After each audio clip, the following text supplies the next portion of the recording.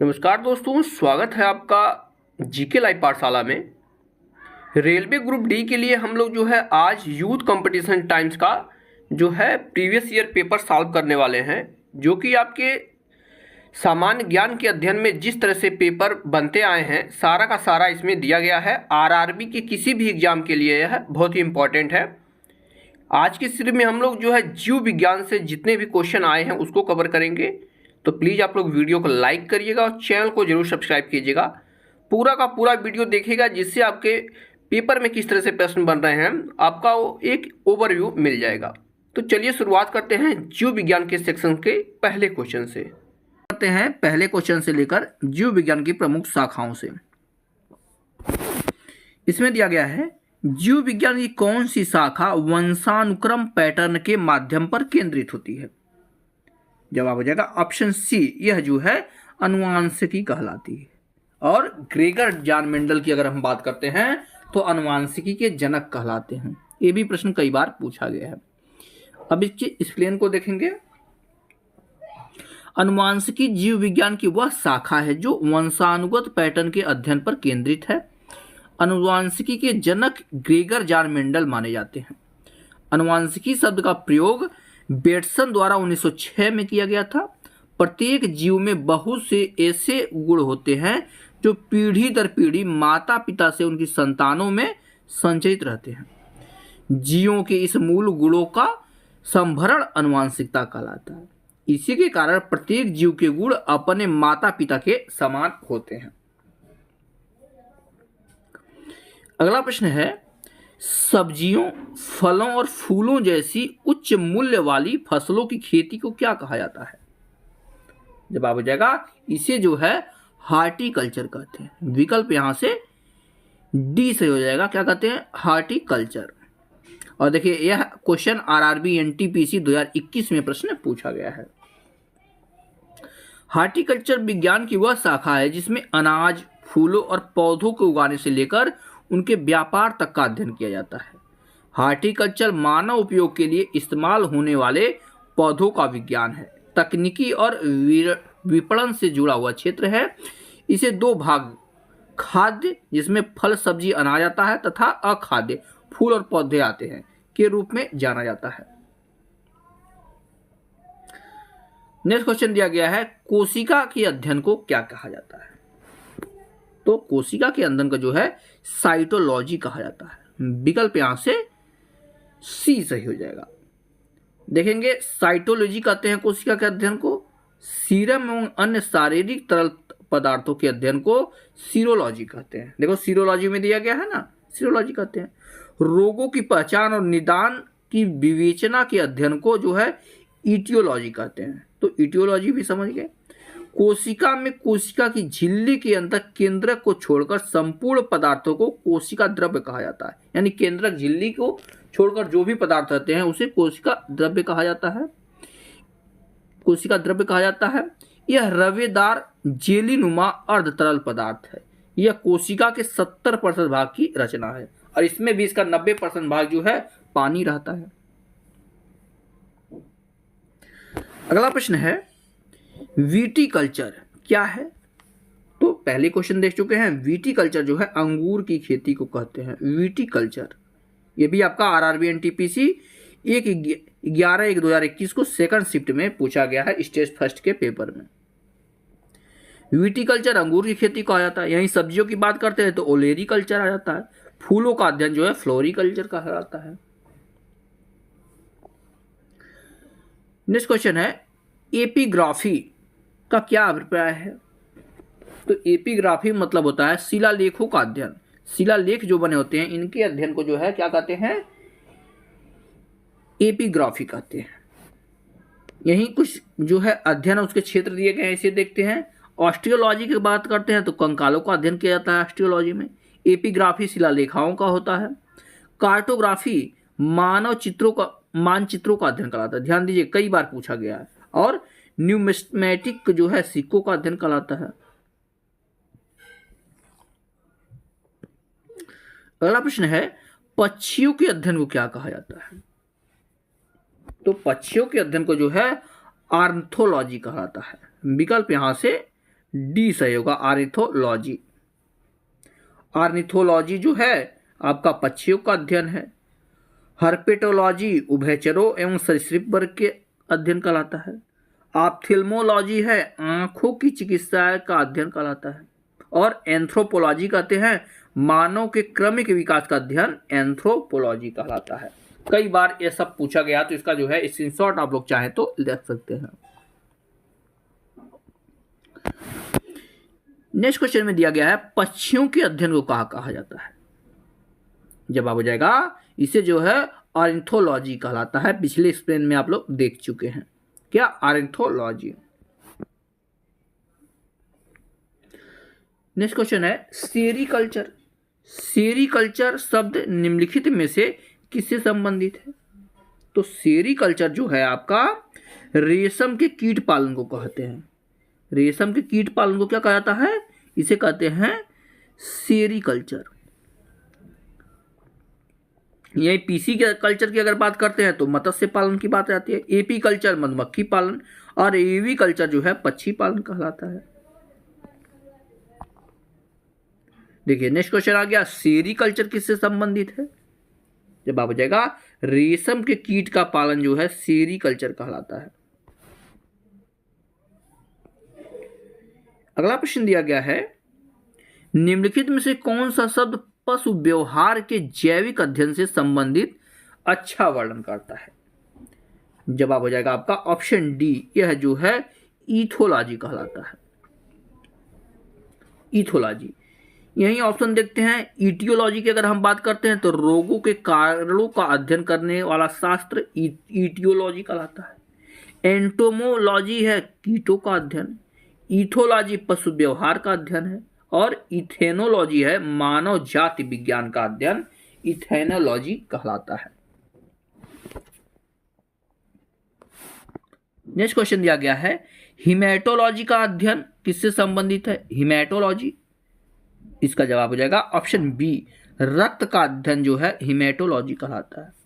यही देखिए डेंटोलॉजी वृक्षों और झाड़ियों का अध्ययन जो करता है उसको जो है डेंटोलॉजी कहते हैं। टिश्यू कल्चर कृत्रिम माध्यम से ऊतकों का संवर्धन क्या कहलाता है? Tissue culture. और वायरोलॉजी कहते हैं विषाणुओं का अध्ययन। वायरस में विषाणु रहते हैं, इसे ट्रिक भी याद कर सकते हैं, वायरोलॉजी हो जाता है। नेक्स्ट क्वेश्चन मॉर्फोलॉजी क्या है? ये भी प्रश्न पूछा गया कई बार। तो मॉर्फोलॉजी की अगर हम बात करते हैं तो जीव की आकृति, उसकी संरचना और विशिष्ट रचनात्मक गुणों का अध्ययन मॉर्फोलॉजी कहलाता है। ठीक है ना, मॉर्फोलॉजी इंपॉर्टेंट क्वेश्चन है। अगले प्रश्न की तरफ बढ़ते हैं। इसमें दिया गया निम्नलिखित में से किसमें मनुष्य का अध्ययन होता है? यानी मनुष्यों का अध्ययन किस जो है विज्ञान की शाखा के अंतर्गत किया जाता है? तो एंथ्रोपोलॉजी के अंतर्गत जो है मनुष्यों का अध्ययन किया जाता है। विकल्प यहां से सी सही होगा। एंथ्रोपोलॉजी में मानव के विकास, रीति रिवाज, इतिहास, परंपराओं से संबंधित विषयों का अध्ययन किया जाता है। आर्कियोलॉजी पुरातत्व संबंधी विज्ञान का अध्ययन है। और इक्थोलॉजी की अगर बात करते हैं तो मछलियों का अध्ययन किया जाता है, इक्थोलॉजी। और एंड्रोलॉजी पुरुष स्वास्थ्य से संबंधित मुख्यतः प्रजनन, स्वास्थ्य और मूत्र संबंधी चिकित्सा विज्ञान को क्या कहते हैं? एंड्रोलॉजी। अगले प्रश्न की तरफ बढ़ते हैं। इसमें दिया गया है जंतु विज्ञान की किस शाखा का मानव जाति के समाज शास्त्र के अध्ययन से गहरा संबंध है? जवाब हो जाएगा आपका, आप लोग देखिए पहले क्वेश्चन आ चुका है कि मनुष्य का अध्ययन किस में किया जाता है, तो एंथ्रोपोलॉजी आ जाता है। विकल्प यहां से डी सही होगा। अगला प्रश्न है निषेचन, विकास, विभाजन और विभिन्नता के अध्ययन के किस नाम से जाना जाता है? क्या क्या दिया है? निषेचन, विकास, विभाजन और विभिन्नता का अध्ययन। तो यह जो है भ्रूण विज्ञान के अंतर्गत आता है। ऑप्शन यहां से ए सजेगा, भ्रूण विज्ञान। यही कुछ ऑप्शन में दिए गए हैं, जैसे फिजियोलॉजी दिया गया है तो शरीर की क्रिया विज्ञान एवं कार्यकी का अध्ययन जो है फिजियोलॉजी कहलाता है। अनुवांशिकी की बात करते हैं, सबसे पहला क्वेश्चन ही था अनुवांशिकता तथा जीवों के विभिन्नताओं का अध्ययन अनुवांशिकी कहलाता है। क्रमगत उन्नति की बात करते हैं तो क्रम विकास अनुवांशिक लक्षणों की पीढ़ी दर पीढ़ी परिवर्तन का अध्ययन जो है क्रमागत उन्नति कहलाता है। अगले प्रश्न को देखेंगे।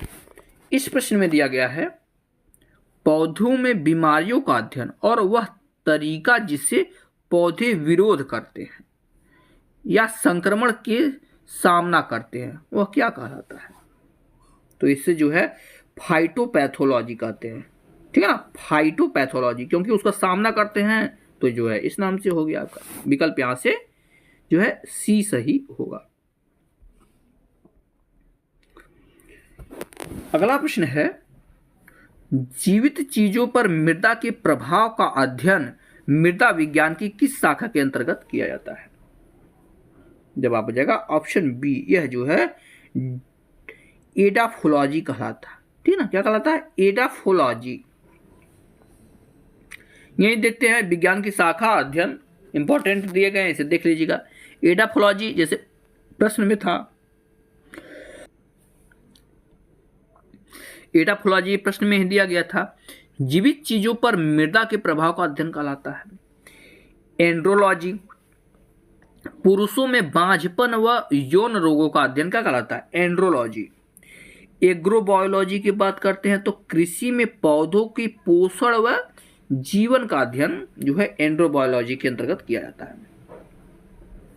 डेस्मोलॉजी है तो एनाटॉमी के अंतर्गत स्नायुबंध का अध्ययन जो है डेस्मोलॉजी कहलाता है।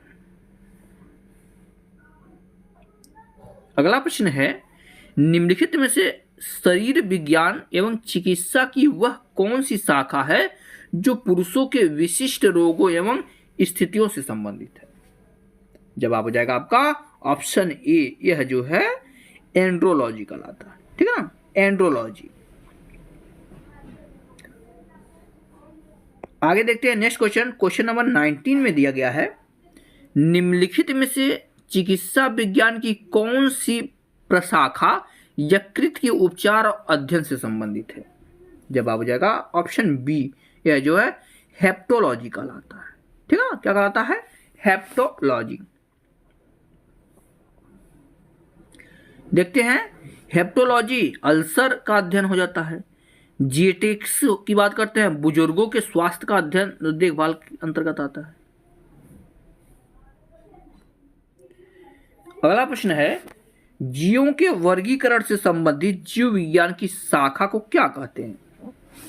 तो उसे जो है वर्गीकरण विज्ञान कहते हैं। विकल्प यहां से आपका ए सही हो जाएगा, वर्गीकरण विज्ञान। एक्सप्लेन इसके देखते हैं। दिया गया है जीवों के वर्गीकरण से संबंधित जीव विज्ञान की शाखा को वर्गीकरण विज्ञान कहते हैं। यह विभिन्न जातियों के जंतु और पौधों का अध्ययन कराता है। सन 1735 ईस्वी में कार्ल लिनियस, ध्यान रखिएगा, कार्ल लिनियस ने सिस्टमा नेचुरी के आधार पर वर्गीकरण किया था। यही कुछ और ऑप्शन में दिया था जैसे नेथोलॉजी, तो नोथोलॉजी की धार्मिक मानवीय प्रयास ईश्वर की शक्ति का अध्ययन क्या कहलाता है? नोथोलॉजी। आगे दिया है शरीर रचना विज्ञान, इसमें शरीर का रचना, शरीर में चीड़-फाड़ का अध्ययन कहलाता है शरीर रचना विज्ञान, जिसे जो है एनाटॉमी कहते हैं। उसके बाद सरोविज्ञान आता है, तो इसमें नदियों का अध्ययन, झीलों का अध्ययन, तालाबों एवं जलप्रपातों, अर्धभूमि जो समुद्र से अलग हैं उनका अध्ययन किया जाता है। आगे प्रश्न है जंतु विज्ञान किसका अध्ययन है।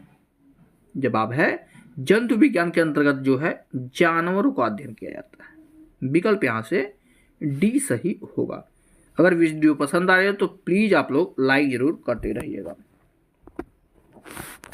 नेक्स्ट क्वेश्चन है विज्ञान की एक शाखा जो जीवन या पृथ्वी से परे मौजूद जीवन की संभावनाओं से संबंधित है, उसको क्या कहा जाता है। जवाब हो जाएगा ऑप्शन बी, इसे जो है एक्सोबायोलॉजी कहलाता है, ठीक है ना। ये जिसमें जो है पृथ्वी से परे यानी दूसरे ग्रहों पर जीवन है या नहीं है इसके बारे में अध्ययन करता है।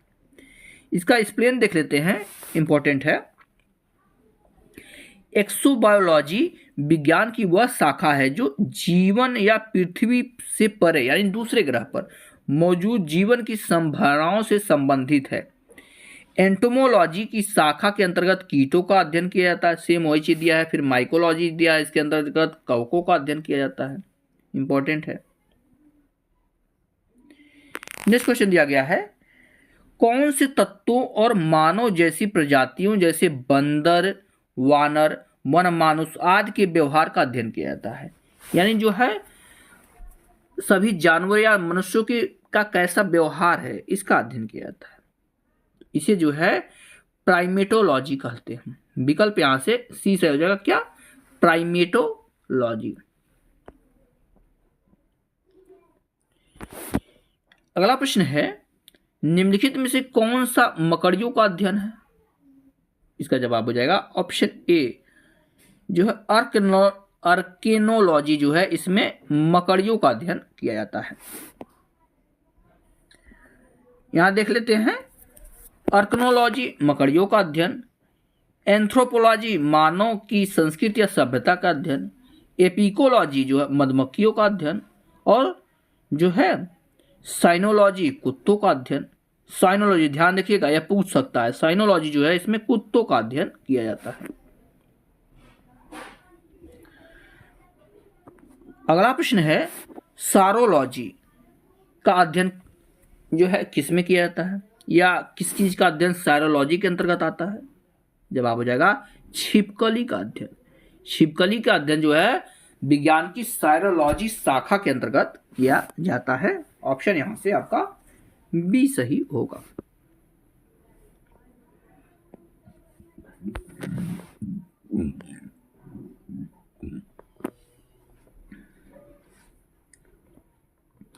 अगला प्रश्न दिया गया है, इनमें से क्या है जो एक लिखित दस्तावेज है जो एक मानव विज्ञानी संस्कृत के चित्रण दर्शाते अनुसंधान से तैयार किया जाता है? तो यह जो है एथनोग्राफी है, ठीक है ना। क्या है? एथनोग्राफी।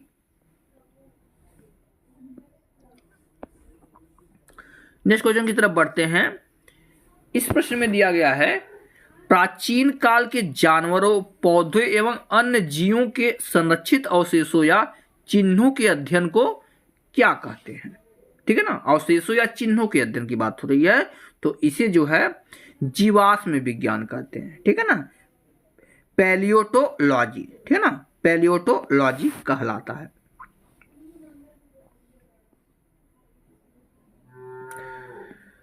ट्वेंटी 28 नंबर प्रश्न दिया गया है, जीवाश्मों के अध्ययन को क्या कहा जाता है? वही प्रश्न घुमा के पूछा गया है। जवाब हो जाएगा आपका ऑप्शन बी, इसे जो है जीवाश्म विज्ञान कहते हैं, जीवाश्म विज्ञान। नेक्स्ट क्वेश्चन है वही ध्यान देखिए, पैलियोंटोलॉजी। पैलियोंटोलॉजी के अध्ययन से संबंधित है, यानी किसके अध्ययन से संबंधित है? तो यह जो है जीवाश्मों के अध्ययन से संबंधित है। देखिए 3-4 बार एक ही प्रश्न कई तरह से घुमा के पूछा गया है। 30 नंबर प्रश्न दिया गया है, पादप विज्ञान, ठीक है ना। पादप विज्ञान में किसका अध्ययन किया जाता है? तो पादप से निश्चित है हो जा रहा है कि इसमें पौधों का अध्ययन किया जाता है। विकल्प यहां से बी सहीगा, यह पौधों के अंतर्गत आता है। अगला प्रश्न है, ऑन्कोलॉजी। क्या है? ऑन्कोलॉजी किस बीमारी के उपचार से जुड़ा हुआ है? जवाब है कैंसर की बीमारी से जुड़ा हुआ है ऑन्कोलॉजी। ऑन्कोलॉजी कैंसर से संबंधित चिकित्सा विज्ञान की एक शाखा है। कैंसर रोग में कोशिकाओं की अनियंत्रित वृद्धि होती है, इसे कर्क रोग कहते हैं, ठीक है ना। क्या कहते हैं? कर्क रोग कहते हैं। ये कुछ रोगों के बारे में दिया गया है, इसे भी देख लेते हैं। जैसे अस्थिसुभित्रता, यह उम्र संबंधित विकार है जिसमें अस्थि के पदार्थों में कमी या अस्थि भंग की प्रबल संभावना रहती है। ईस्ट्रोजन स्तन में कमी इसका सामान्य कारण है। मधुमेह के बारे में जान लेते हैं। सब लोग जानते हैं, एक लंबी अवधि में उच्च रक्तचाप शर्करा के स्तर पर बढ़ोतरी होती है, यानी मधुमेह वही आपका जिससे शुगर बोलते हैं। यह अग्नाशय में बीटा कोशिका से संबंधित व्याप्ति इंसुलिन का उत्पादन नहीं होने के कारण होता है। यानी अब देखते हैं जिसका जो है डायबिटीज बढ़ जाता है उसे जो है इंसुलिन देना पड़ता है, इसी के कारण देता है क्योंकि इसमें इंसुलिन का उत्पादन नहीं होता है। अगला प्रश्न दिया गया है, कवक विज्ञान क्या है?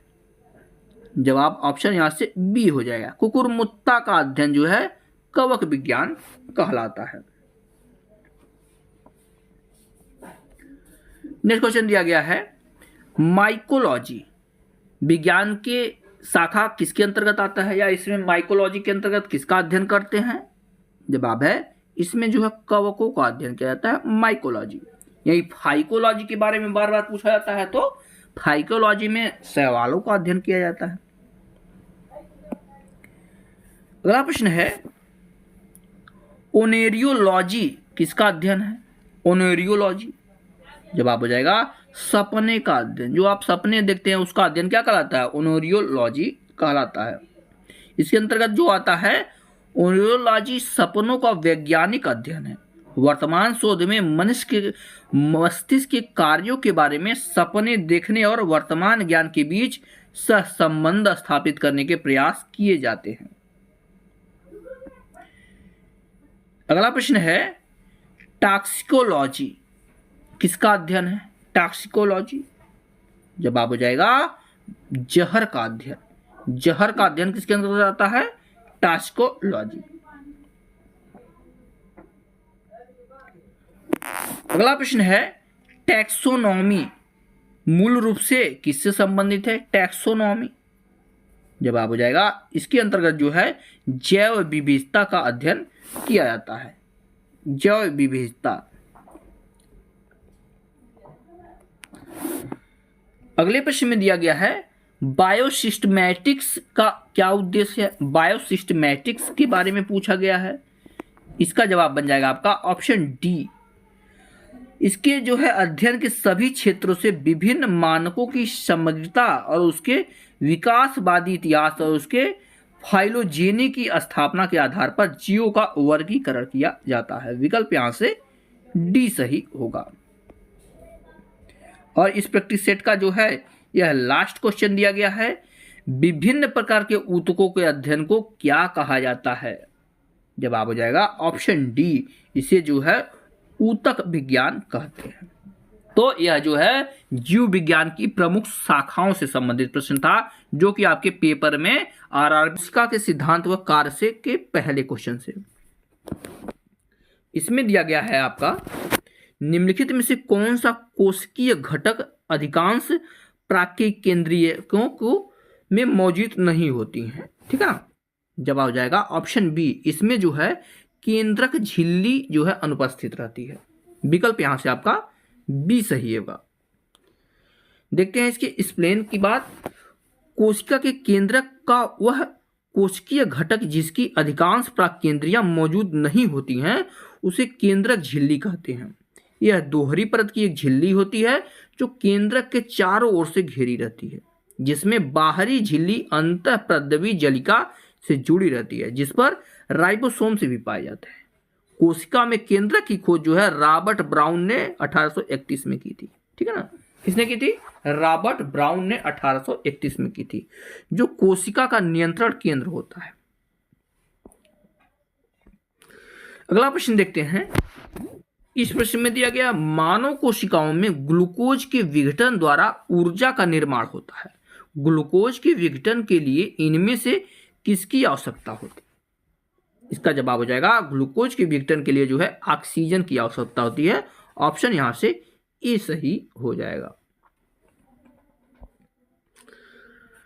नेक्स्ट क्वेश्चन है, अधिकांश कोशिकीय प्रक्रियाओं के लिए ऊर्जा मुद्रा क्या होती है? इसका जवाब हो जाएगा ऑप्शन डी, एटीपी होती है। ठीक है ना, एटीपी होती है। इसका फुल फॉर्म अगर देखा जाए तो एडिनोसिस ट्रांसफॉस्फेट होती है। ऑप्शन यहां से आपका बी सही हो जाएगा। यही बात करते हैं एटीपी की, तो यह एक जटिल कार्बनिक रसायन होता है। यह जीवित कोशिकाओं आदि में पाया जाता है, जो जीवित कोशिकाओं में कई प्रकार की अलग अलग प्रक्रिया के चलने के लिए ऊर्जा आदि प्रदान करने का कार्य करते हैं, जैसा कि आवेग, मांसपेशियों का संकुचन, रासायनिक संश्लेषण, ये सब इसके अंतर्गत आते हैं। अगला प्रश्न है, किस कोशिकांग को कोशिका की आत्महत्या की थैली कहा जाता है? यह इंपॉर्टेंट क्वेश्चन है, इसको जो है आईएमपी लिखिएगा और कई बार प्रश्न पूछा गया है, ठीक है ना। तो जवाब हो जाएगा ऑप्शन डी, लाइसोसोम को जो है कोशिका की आत्महत्या की थैली कहा जाता है। यानी इसके एक्सप्लेन को अगर हम देखें तो इसमें दिया गया है यहां पर, लाइसोसोम को कोशिका की आत्महत्या की थैली के रूप में जाना जाता है क्योंकि इसमें हाइड्रोलाइटिक एंजाइम पाए जाते हैं, ठीक है ना। लाइसोसोम का पीएच मान अगर बात करें तो 4 से लेकर के 5.5 तक होता है और यह जो है एक अम्लीय पदार्थ है, अम्लीय। नेक्स्ट क्वेश्चन है, कोशिका में 6 कार्बन वाले अणु ग्लूकोज के 3 कार्बन वाले अणु अणु पाइरूवेट में विखंडन की प्रक्रिया कहां पर होती है? जवाब हो जाएगा ऑप्शन ए, यह जो है कोशिका द्रव्य में होती है। कहां होती है? कोशिका द्रव्य में है होती है। नेक्स्ट क्वेश्चन है, प्रोकैरियोटिक राइबोसोम की उप इकाई संरचना क्या होती है? आप लोग जानते हैं कोशिका यूकैरियोटिक कोशिका और प्रोकैरियोटिक कोशिका होती है, तो प्रोकैरियोटिक राइबोसोम की बात यहां पर हो रही है। तो इसकी संरचना की अगर हम बात करते हैं तो होता है आपका 15S और 13S। विकल्प यहां से आपका सी सही हो जाएगा। प्रोकैरियोटिक राइबोसोम कोशिका की जीव द्रव्य झिल्ली से जुड़े होते हैं और ये 15 से 20 नैनोमीटर आकार की होती है और 2 उप इकाइयों में 50S व 30S की बनी होती है जो आपस में मिलकर 70S प्रोकैरियोटिक राइबोसोम बनाते हैं। आगे देखते हैं, राइबोसोम के ऊपर प्रोटीन संश्लेषित होता है। अगला प्रश्न देखते हैं, इसमें दिया गया है प्राकेंद्रिक कोशिका, ध्यान रखिएगा, प्राकेंद्रिक कोशिका की इसकी कुछ जो है विशेषताओं का उल्लेख नीचे किया गया है। दिए गए विकल्पों में से गलत विकल्प का चयन करें। इसका जवाब हो जाएगा ऑप्शन ए, झिल्लीबद्ध कोशिकाओं की मौजूदगी इसमें नहीं होती है, ठीक है ना। यह जो है आपका गलत ऑप्शन दिया गया है।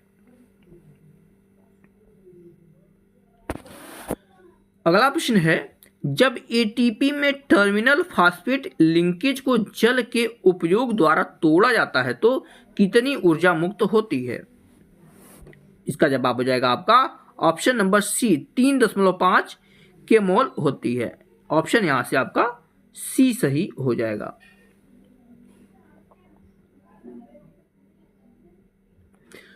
अगला प्रश्न देखते हैं, इसमें दिया गया है कौन सा कोशिकांग विषाक्त पदार्थों और औषधियों के जहरीले प्रभाव को खत्म कर देता है?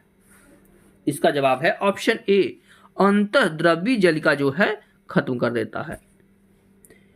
इसके ऑप्शन को देखते हैं, दिया गया है अंतःद्रवी जलिका सुकेंद्रक कोशिकाओं में स्थिति में एक झिल्लीदार कोशिकांग है। इसका प्रमुख कार्य विषाक्त पदार्थों और औषधियों के जहरीले प्रभाव को खत्म करना होता है। अंतःद्रवी जलिका की रचना प्लाज्मा झिल्ली के समान होती है। अगला प्रश्न है, निम्न में से किस प्राणी ऊतक में चपटी कोशिकाएं होती हैं? जवाब हो जाएगा ऑप्शन सी, सल्की उपकला में जो है चपटी कोशिकाएं होती हैं।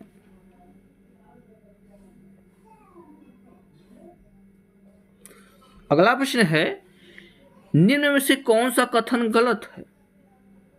इसका जवाब हो जाएगा ऑप्शन डी, माइटोकॉन्ड्रिया में ऑक्सीजन की सहायता से एसिटिक अम्ल का विघटन होता है। यह आपका ऑप्शन गलत है, तो इसलिए जो है विकल्प यहां से डी सही हो जाएगा।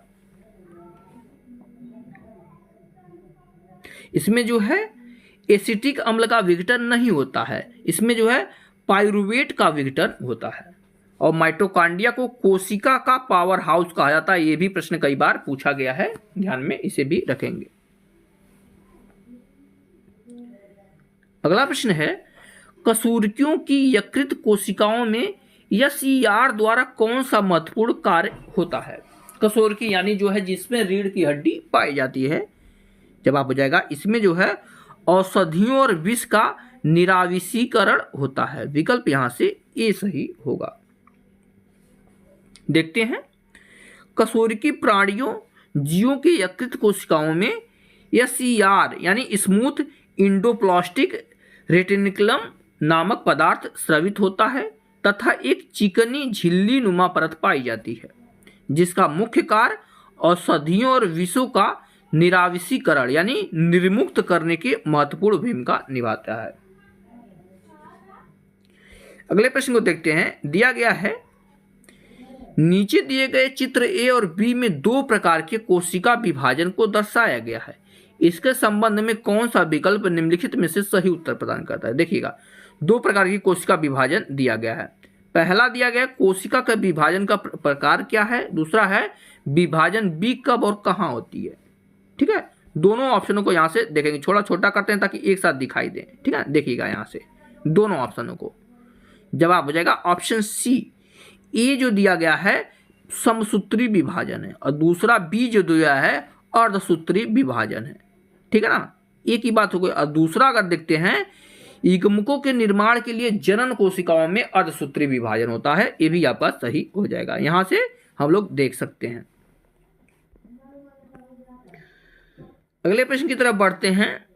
इसमें दिया गया है, निम्नलिखित में से किस कोशिकीय घटक को कोशिका के प्रोटीन के कारखाने के रूप में जाना जाता है। जवाब हो जाएगा राइबोसोम। राइबोसोम को जो है कोशिका के प्रोटीन का जो है कारखाना कहा जाता है। विकल्प यहां से आपका ए सही होगा। यही राइबोसोम की बात करते हैं तो राइबोसोम RNA और प्रोटीन दोनों से बनी होती है, एक अंतःकोशिकीय संरचना है और यह कोशिका में प्रोटीन संश्लेषण का स्थान है, यानी प्रोटीन संश्लेषण का कार्य करती है। अगला प्रश्न है, निम्न में से किसे कोशिका का पावर हाउस कहा जाता है। यह प्रश्न पहले भी आ चुका है। जवाब हो जाएगा ऑप्शन नंबर ए, माइटोकॉन्ड्रिया को जो है कोशिका का पावर हाउस कहा जाता है और यह जो है RRB NTPC स्टेज 2 के पेपर में जो है 17/6/2022 को प्रश्न पूछा गया था। नेक्स्ट क्वेश्चन है, यूकेरियोटिक कोशिकाओं के निम्न में से किस कोशिकांग को आत्मघाती थैली भी कहा जाता है। जवाब है ऑप्शन डी, लाइसोसोम को जो है आत्मघाती थैली भी कहा जाता है, क्योंकि यहाँ पर जो है इनका जीवन काल समाप्त हो जाता है। अब इसके बारे में अगर देखा जाता तो यह एक झिल्ली आबंध कोशिकांग है जिसे प्रचुर मात्रा में अम्लीय हाइड्रोलिसिस एंजाइम पाए जाते हैं, जो सभी प्रकार के जैविक बहुलक यानी हाइड्रोडेट, प्रोटीन, लिपिड और न्यूक्लिक अम्लों का पाचन करता है। यह प्रोकैरियोटिक कोशिका और परिपक्व RBC को छोड़कर अन्य सभी कोशिकाओं में पाया जाता है। यह प्रद्रव्य जलिका द्वारा बना होता है। आगे देखते हैं नेक्स्ट क्वेश्चन। दिया गया है, निम्नलिखित में से किस कोशिकांग को कोशिका की आत्मघाती थैली के रूप में जाना जाता है। वही प्रश्न फिर से आ गया। जवाब हो जाएगा लाइसोसोम। लाइसोसोम को जो है कोशिका की आत्महत्या की थैली कहा जाता है। अगला प्रश्न है, स्लाइडेन, ध्यान रखिएगा ये इंपॉर्टेंट नाम है। स्लाइडेन और स्वान द्वारा दिया गया कोशिका का सिद्धांत निम्नलिखित में से किन जीवों पर लागू नहीं होता है। जवाब हो जाएगा यह जो है विषाणुओं पर लागू नहीं होता है। किस पर? विषाणुओं पर, यानी वायरस पर जो है लागू नहीं होता है। दिया गया स्लाइडेन और स्वान द्वारा दिया गया कोशिका के सिद्धांत कवकों, जंतुओं और शैवालों पर लागू होता है, परंतु विषाणुओं पर यह लागू नहीं होता है।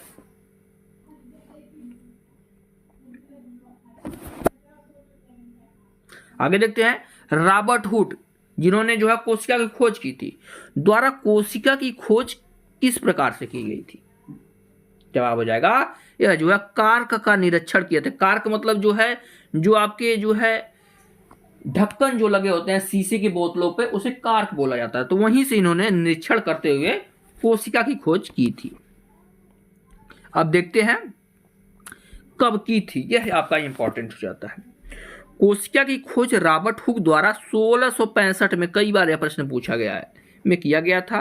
इन्होंने कार्क के स्लाइस द्वारा सामान्य आवर्धक यंत्र की सहायता से अध्ययन किया। कार्क पेड़ की छाल का एक भाग है। उन्होंने कार्क की पतली स्लाइस ली और उसका सूक्ष्मदर्शी की सहायता से अध्ययन किया। उन्होंने कार्क की स्लाइस में अनेक कोठयुक्त अथवा विभाजित बक्से देखते हैं। बक्से मधुमक्खी के छत्तों के समान दिखाई दे रहे थे, तो यही इन्होंने कोशिका की खोज की थी।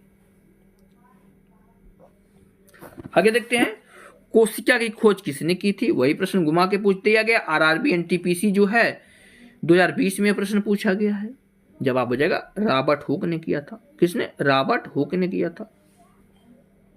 आगे देखते हैं केंद्रक और कोशिका की झिल्ली के बीच मौजूद जेली जिसे पदार्थ को क्या कहा जाता है?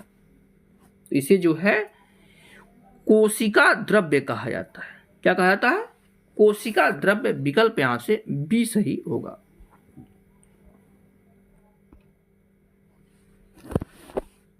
नेक्स्ट क्वेश्चन, केंद्रक और कोशिका झिल्ली के बीच भरे हुए जेली जैसे पदार्थ को क्या कहते हैं? वही प्रश्न घुमा के पूछ लिया गया, या जो है एनटीपीसी 2021 में प्रश्न पूछा गया है। जवाब हो जाएगा इसे जो है साइटोप्लाज्मा कहते हैं। क्या कहते हैं? साइटोप्लाज्मा।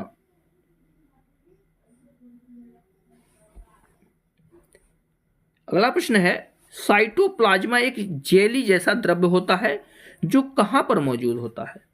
तो यह जो है आपका केंद्रक और कोशिका झिल्ली के बीच मौजूद होता है साइटोप्लाज्मा।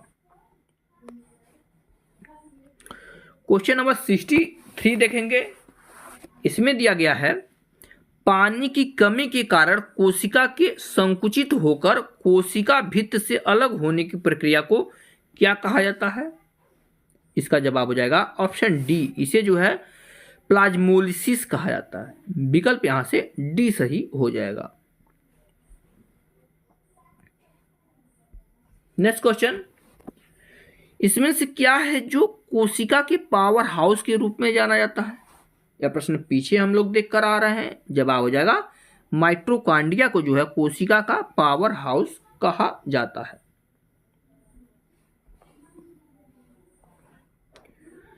अगला प्रश्न है कोशिका का वह वायतम आवरण कौन सा है जो कोशिका के अवयवों को उसके बाह्य वातावरण से अलग करता है? जवाब है ऑप्शन ए, यह जो है प्लाज्मा झिल्ली है जो बाह्य वातावरण से अलग करता है।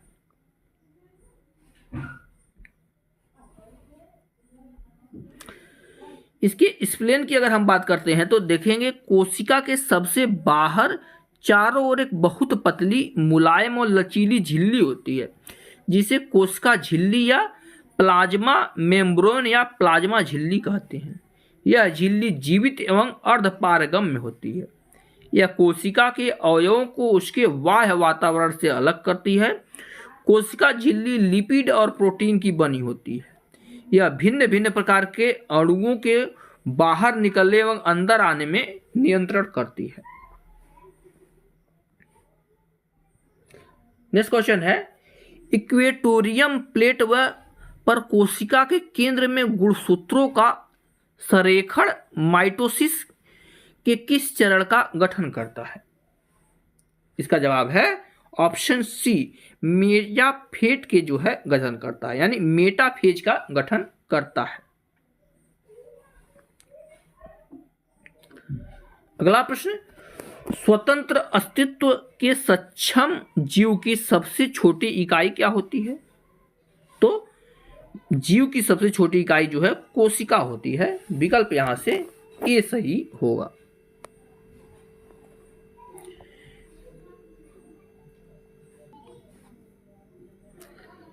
अगला प्रश्न है जीवन की मूलभूत इकाई क्या है?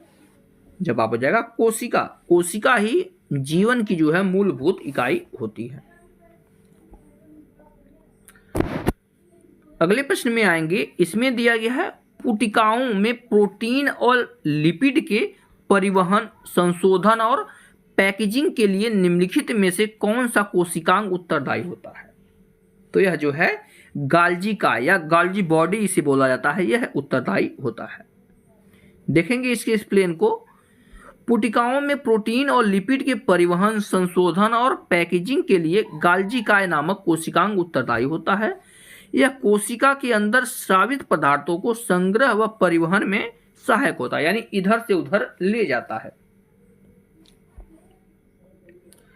अगला प्रश्न है, निम्न में से कौन सी झिल्ली संयोजित थैली पाचक एंजाइमों से भरी होती है? जवाब हो जाएगा ऑप्शन सी, लाइसोसोम जो है यह पाचक एंजाइमों से भरी होती है। यही देखते हैं लाइसोसोम की अगर हम बात करते हैं तो लाइसोसोम की खोज जो है डी डुवे, ध्यान रखिएगा कोशिका से संबंधित सब अलग अलग चीजें जो है अलग अलग वैज्ञानिकों ने खोजी थी। तो यही लाइसोसोम्स की अगर हम बात करते हैं तो इसकी खोज जो है डी डुवे ने 1955 में की थी। यह जो है अधिकतर जंतु कोशिकाओं में मुख्य रूप से एंजाइम अभिक्रियाएं करने वाली कोशिकाओं जैसे अग्नाशय हो गया, यकृत हो गया, मस्तिष्क हो गया, गुर्दे आदि में पाए जाते हैं। लाइसोसोम सूक्ष्म गोल इकहरी झिल्ली से घिरी तथा पाचक एंजाइमों से भरी एक थैली है जैसी संरचना होती है। इसका सबसे प्रमुख कार्य बाहरी पदार्थों के भक्षण व पाचन करना है।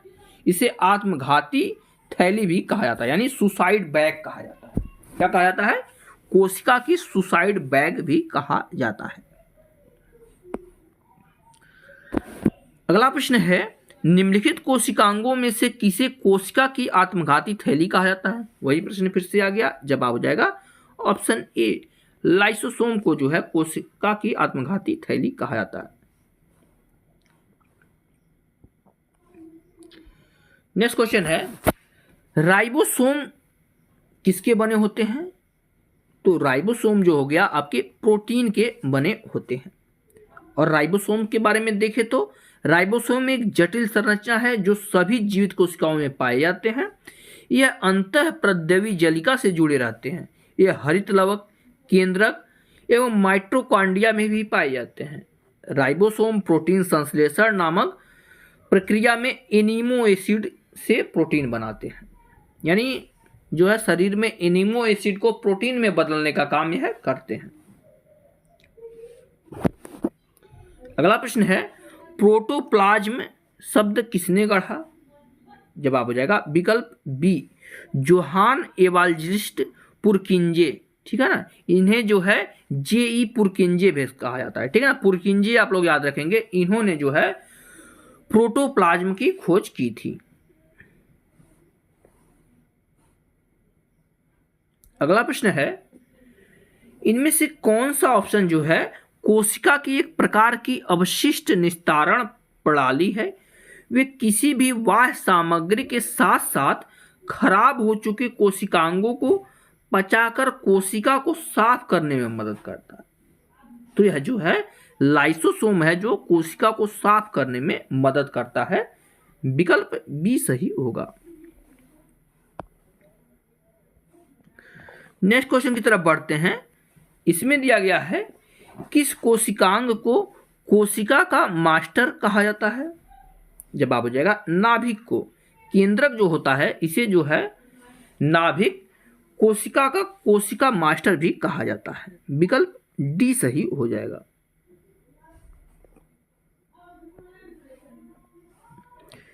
अगला प्रश्न है, किसी कोशिका में मौजूद सबसे बड़ा कोशिकांग कौन सा है? जवाब हो जाएगा नाभिक। कोशिका में सबसे बड़ा कोशिकांग जो है नाभिक ही होता है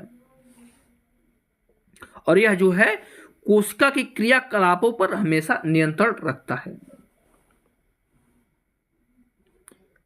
अगला प्रश्न है, निम्नलिखित में से किस कोशिकांग को कोशिका का प्रोटीन कारखाना कहा जाता है, यानी प्रोटीन फैक्ट्री कहा जाता है? जवाब है राइबोसोम को जो है कोशिका का प्रोटीन की फैक्ट्री कहा जाता है। राइबोसोम सजीव कोशिका के कोशिका द्रव्य में स्थित बहुत ही सूक्ष्म कण है जिनकी प्रोटीन के संश्लेषण में महत्वपूर्ण भूमिका है, इसलिए इसे कोशिका की प्रोटीन फैक्ट्री कहा जाता है। अगला प्रश्न है, निम्नलिखित में से कौन सा कोशिकांग केवल पशु कोशिकाओं में पाए जाते हैं?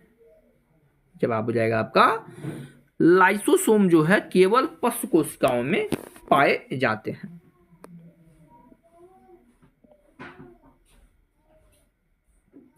अगले प्रश्न की तरफ बढ़ते हैं।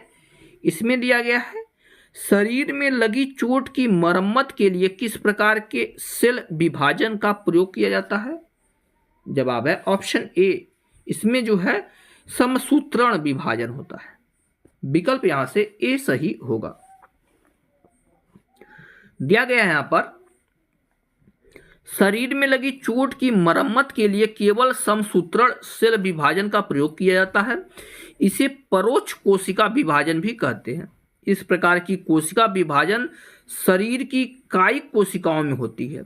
इस प्रकार के विभाजन में मात्र कोशिका विभाजित होकर दो समान नई संतत कोशिका बनाती है। अगला प्रश्न है एक पशु के शरीर की सबसे बड़ी कोशिका इनमें से कौन सी होती है? तो न्यूरॉन होता है। इस शरीर में जो है पशु शरीर की बात करते हैं सबसे बड़ी कोशिका न्यूरॉन ही होता है। विकल्प बी सही होगा। दिया गया है जानवरों को शरीर की सबसे बड़ी कोशिका न्यूरॉन तंत्रिका है। यह तंत्रिका तंत्र में स्थित एक उत्तेजनीय कोशिका है। इस कोशिका का कार्य मस्तिष्क से सूचना का आदान प्रदान और विश्लेषण करना है। तंत्रिका कोशिका में कोशिकीय विभाजन नहीं होता है, जिससे इसके नष्ट होने पर दोबारा प्राप्त नहीं किया जा सकता, परंतु इसे स्टेम कोशिका द्वारा ही प्राप्त किया जाता है। अगला प्रश्न है निम्नलिखित में से कौन सा एक कोशिका में अधिक मात्रा में होने वाला अणु है? जवाब हो जाएगा जल। सबसे अधिक मात्रा में जो है इसमें जल पाया जाता है।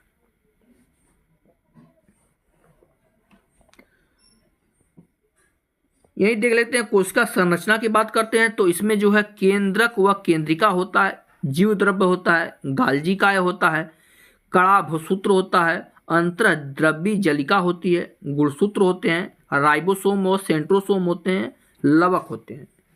जीव द्रव्य में जल की अगर मात्रा की बात करते हैं तो सबसे अधिक जल ही पाया जाता है। इसमें 80%, प्रोटीन आपका 15% होता है, वसा इसमें यानी फैट 3% होता है, कार्बोहाइड्रेट 1% होता है और अकार्बनिक लवणों की बात करते हैं तो सभी मिलकर आपके 1% बनाते हैं। आगे देखते हैं कोशिका सिद्धांत निम्नलिखित में से किस पर लागू नहीं होता है? जवाब हो जाएगा ऑप्शन डी, कोशिका सिद्धांत जो है विषाणुओं पर लागू नहीं होता है। अगला है सुमेलित करना है। ध्यान से देखिएगा, इसको सुमेलित करना है। 4 ऑप्शन यहां पर दिए गए हैं। दिया गया है आपका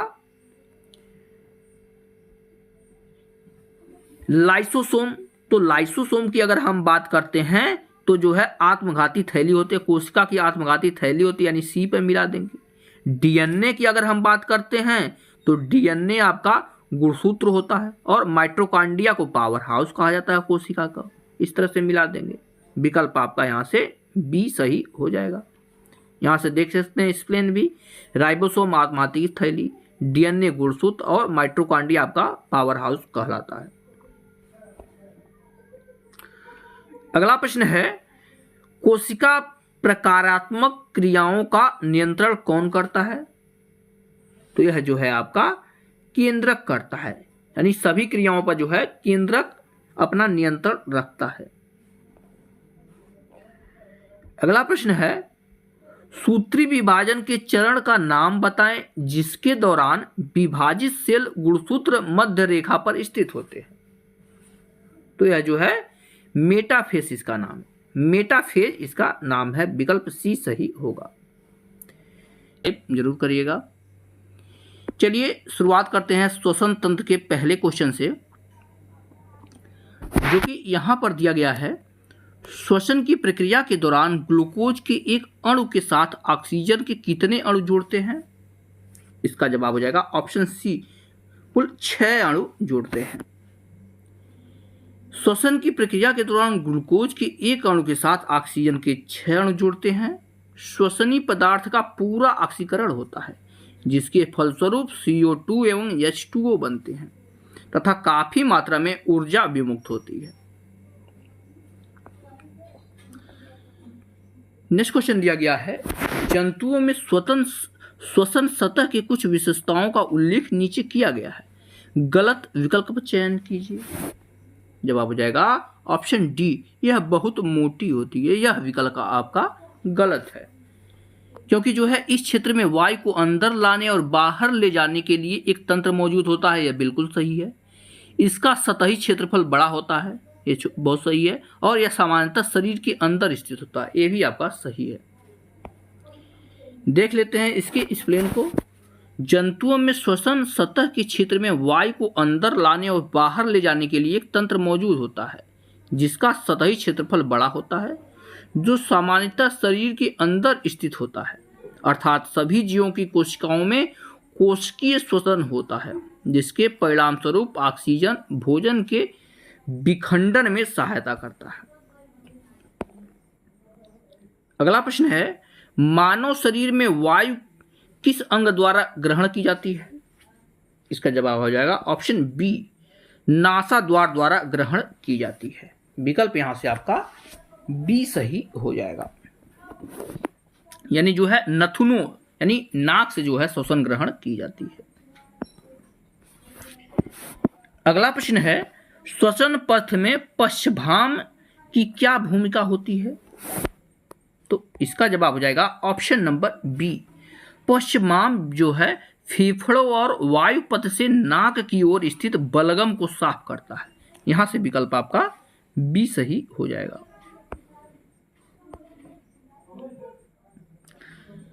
अगले प्रश्न की तरफ बढ़ते हैं। इसमें दिया है, फेफड़ों में कुपिकाओं की होने का क्या कारण है?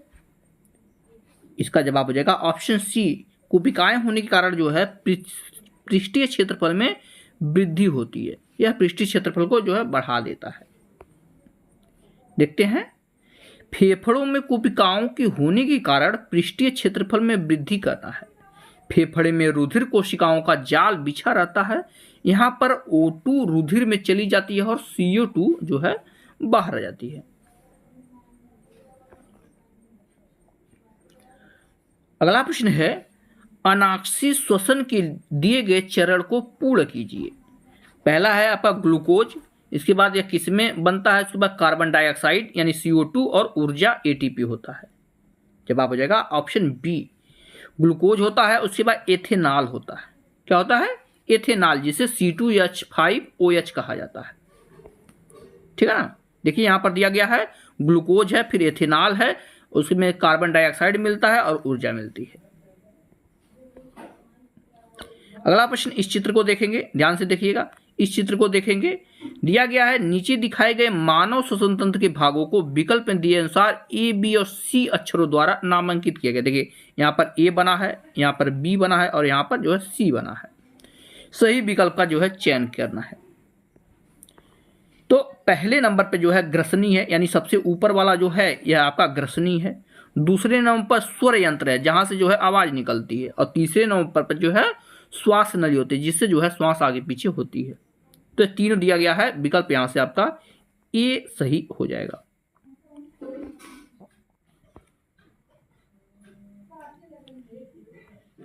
अगला प्रश्न है, विश्रामावस्था में जब कोई आदमी आराम कर रहा है, एक वयस्क मनुष्य 1 मिनट में औसतन कितनी बार सांस लेता और छोड़ता है? जवाब हो जाएगा ऑप्शन ए, 15 से 18 बार लेता है 1 मिनट में, जब वह आराम करता है। देखते हैं, विश्रामावस्था में एक वयस्क मनुष्य औसतन प्रति मिनट 15 से 18 बार सांस लेता और छोड़ता है। वयस्कों के लिए सामान्य श्वसन दर 12 से 20 बार प्रति मिनट होती है।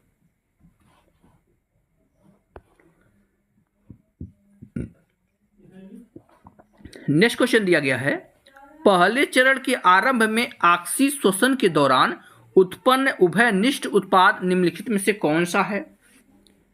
इसका जवाब है ऑप्शन बी, यह जो है पाइरूवेट है। विकल्प यहां से आपका बी सही हो जाएगा। पहले चरण के आरंभ में ऑक्सीश्वसन के दौरान उत्पन्न उभयनिष्ठ उत्पाद जो है पाइरूवेट है। अगला प्रश्न है, यौनारंभ के दौरान आवाज बदल जाती है, ऐसा क्यों होता है? यानी जो है आदमी जब युवा होता है तो उनकी आवाज में कोई जो है भारीपन आता है, ऐसा क्यों होता है? तो यह जो है लैक्रिक्स के विकास के कारण होता है, ठीक है ना, यानी स्वर यंत्र का जो विकास होता है तब ऐसा होता है। विकल्प यहां से डी सही होगा। देखते हैं, यौनावस्था के दौरान आवाज बदल जाती है, ऐसा इसलिए होता है क्योंकि स्वर यंत्र का विकास इसी समय होता है। जैसे जैसे मानव युवावस्था से गुजरता है स्वर यंत्र बड़ा होता जाता है और मुखर डोरियां लंबी और मोटी हो जाती हैं, जिससे व्यक्ति की आवाज भारी हो जाती है।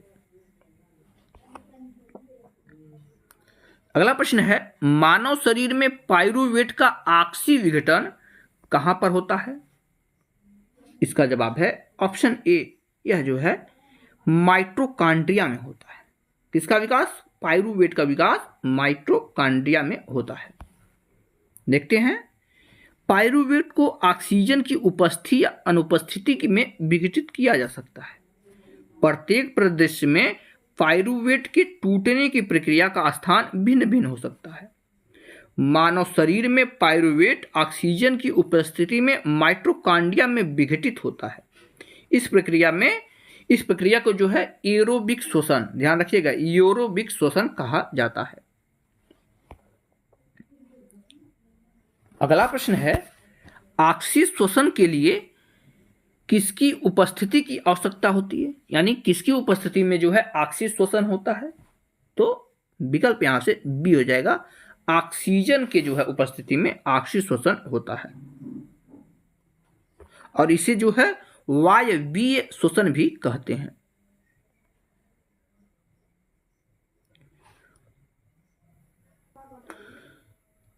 नेक्स्ट क्वेश्चन दिया गया है, मनुष्यों में अंतः श्वसन से संबंधित नीचे दिए गए सभी कथनों में से केवल एक के अलावा अन्य सभी सही हैं।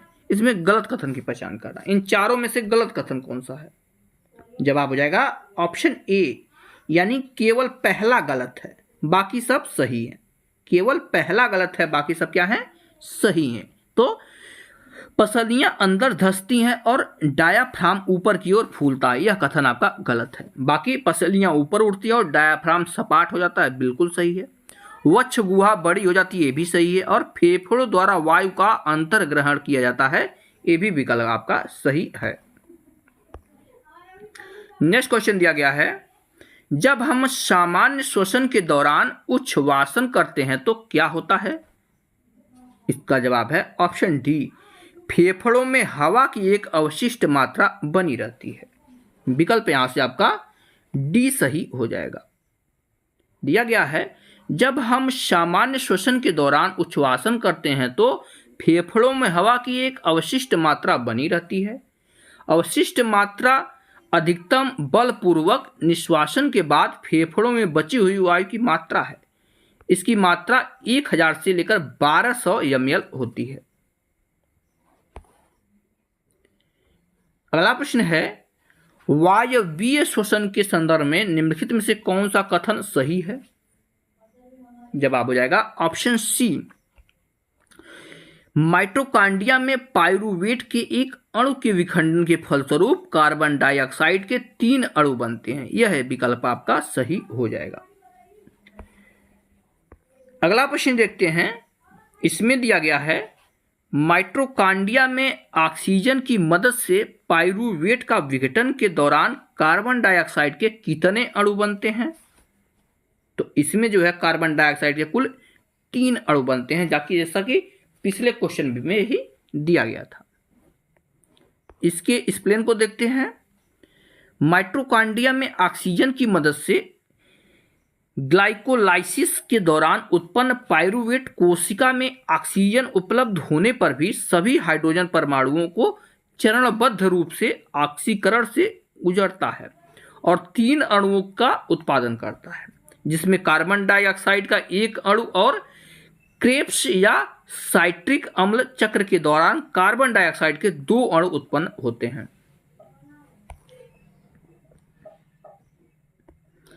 अगला प्रश्न है, मानव शरीर में अनाक्षी श्वसन कहाँ हो सकता है? इसका जवाब हो जाएगा ऑप्शन बी। अनाक्षी श्वसन जो है कोशिकाओं के कोशिका द्रव्य में होता है। यहां से आपका बी विकल्प सही हो जाएगा। अगला प्रश्न है, मांसपेशियों में ग्लूकोज के अनाक्षी श्वसन द्वारा क्या बनता है? तो यह जो है पायरुविक अम्ल का निर्माण करता है। विकल्प यहां से माफ कीजिएगा, लैक्टिक अम्ल का निर्माण करता है। विकल्प यहां से डी सही हो। दिया गया है, शारीरिक श्रम अथवा एक्सरसाइज के दौरान मांसपेशियों में ग्लूकोज का ऑक्सीकरण ऑक्सीजन की कमी के कारण होता है, जिसे अनाक्षी श्वसन भी कहते हैं।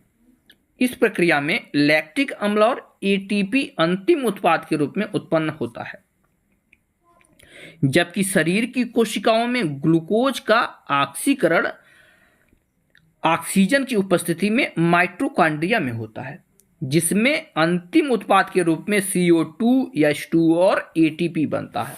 ठीक है ना। अगले प्रश्न को देखते हैं। इसमें है, मानवों द्वारा सामान्यतः अंतःश्वसित और उच्छ्वासित वायु में ऑक्सीजन का प्रतिशत कितना होता है? जवाब हो जाएगा ऑप्शन सी। इसमें जो है अंतःश्वसित वायु में लगभग 21% और उच्छ्वासित वायु में लगभग 16% होता है। विकल्प यहां से आपका सी सही होगा।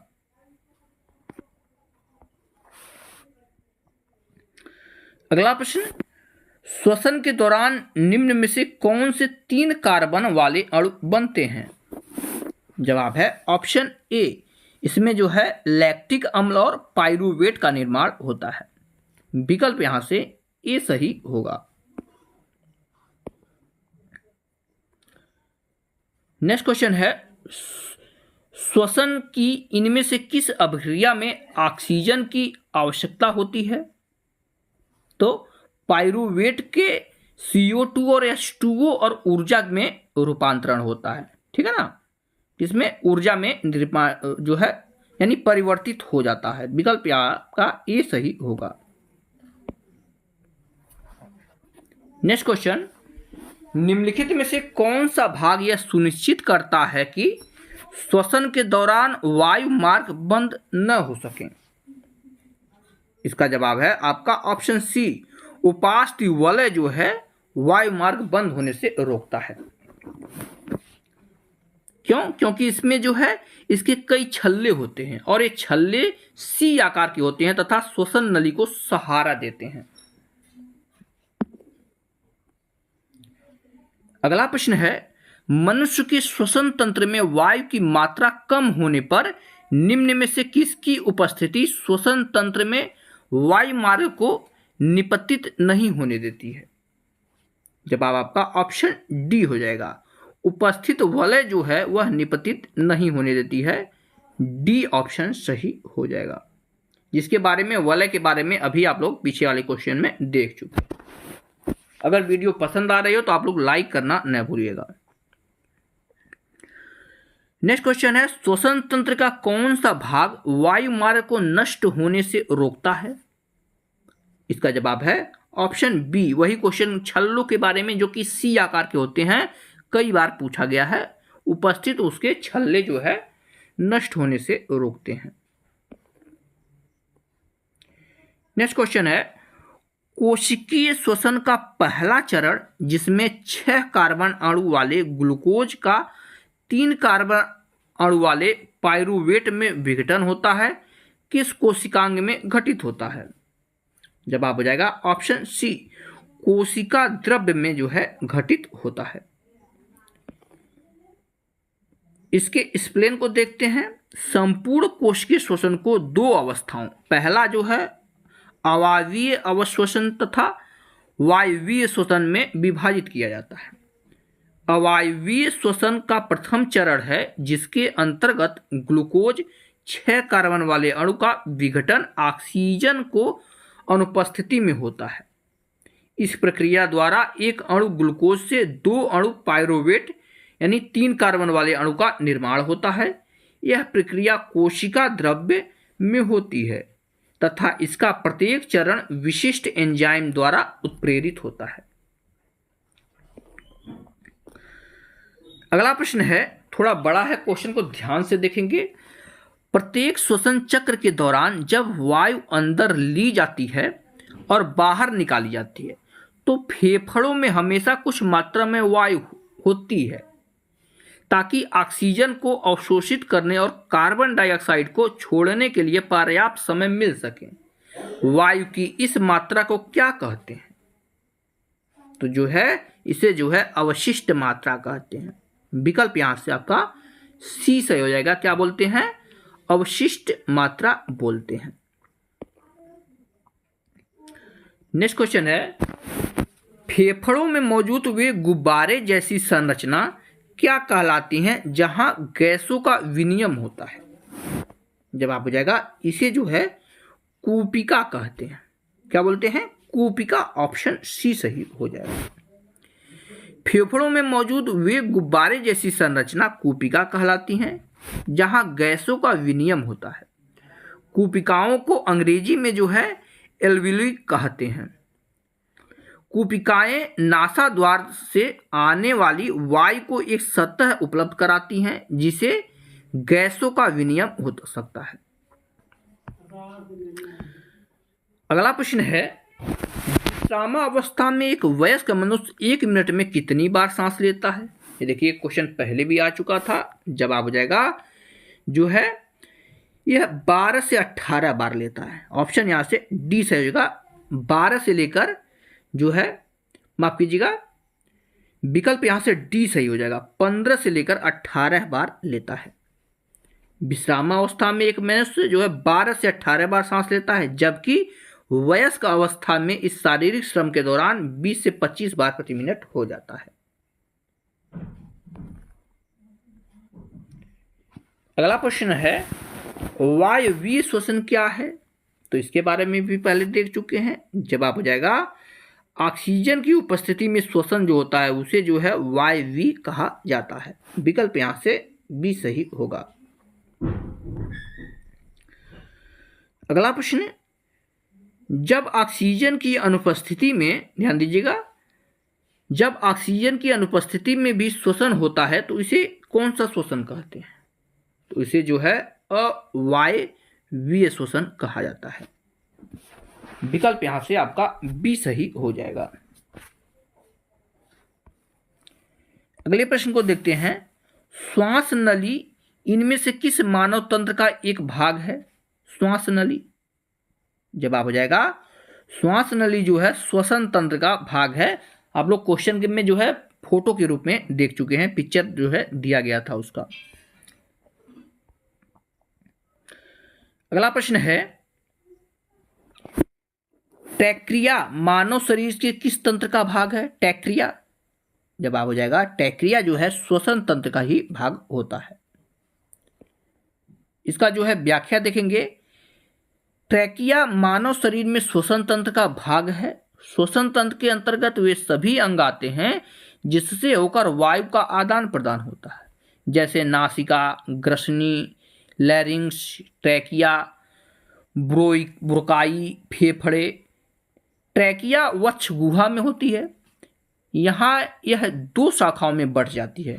इनमें से एक दाएं फेफड़े में तथा दूसरी जो है बाएं फेफड़े में जाकर फिर शाखाओं में विभक्त हो जाती है। अगला प्रश्न है, वायु के कोश का क्या कार्य होता है? तो वायु कोश जो होती हैं गैसों के आदान प्रदान वाले स्थान पर एक सतह प्रदान करती है। विकल्प यहां से आपका डी सही हो जाएगा। अगले प्रश्न को देखेंगे। इसमें दिया गया है, पेशी कोशिका में ऑक्सीजन की कमी होने पर पाइरोवेट विभाजित हो जाता है, तो इसमें क्या है जो परिवर्तित हो जाता है? जवाब हो जाएगा लैक्टिक एसिड और ऊर्जा जो है परिवर्तित हो जाता है। विकल्प यहां से बी सही होगा।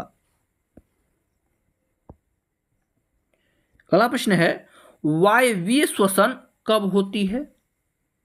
जवाब हो जाएगा ऑक्सीजन का उपयोग करके ग्लूकोज के विघटन के दौरान जो है वायवीय क्या नाम है श्वसन होती है। विकल्प डी सही है।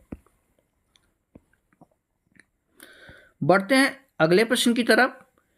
इस प्रश्न में दिया गया है श्वसन प्रक्रिया में ग्लूकोज जैसे जटिल कार्बनिक यौगिक ऊर्जा प्रदान करने के लिए किसके रूप में टूट जाते हैं। जवाब हो जाएगा आपका ऑप्शन नंबर बी, यह जो है एटीपी में बदल जाते हैं। किस में बदल जाते हैं? एटीपी में बदल जाते हैं। देखते हैं, श्वसन प्रक्रिया में ग्लूकोज जैसे जटिल कार्बनिक यौगिक ऊर्जा प्रदान करने के लिए एटीपी के रूप में टूट जाते हैं। एटीपी को कोशिका की ऊर्जा मुद्रा कहते हैं क्योंकि यह दूसरे और तीसरे फास्फेट समूहों के बीच बंधन में आसानी से रिलीज करने के योग्य ऊर्जा प्रदान करता है।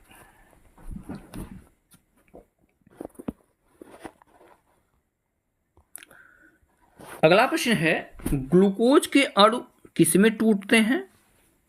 जवाब हो जाएगा ग्लूकोज के जो अणु होते हैं वह पायरुविक एसिड में बदल जाते हैं। विकल्प बी सही है और यह क्वेश्चन जो है आरआरबी एनटीपीसी 2021 में पूछा गया है।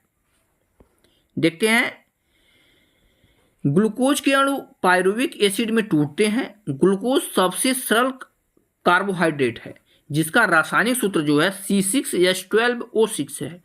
यह स्वाद में मीठा होता है। रक्त में ग्लूकोज का स्तर बढ़ने से मधुमेह नामक रोग हो जाता है, जिसे जो है शुगर या डायबिटीज कहते हैं। मधुमेह दो प्रकार की होती है। देखते हैं, पहला टाइप फर्स्ट क्या होता है।